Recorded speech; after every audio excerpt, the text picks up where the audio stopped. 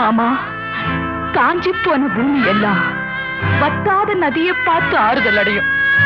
அந்த நதியே காஞ்சி போயிட்டா துன்பப்படுறவங்க எல்லாம் அவங்க கவலைய தெய்வத்துக்கிட்ட முறையிடுவாங்க. ஆனா தெய்வமே கலங்கி நின்னா அந்த தெய்வத்துக்கு யாரால ஆறுதல் சொல்ல முடியும்? தானாடவில்லை அம்மா, சதையாடுது. அது தந்தை என்றும் பிள்ளை என்றும் விளையா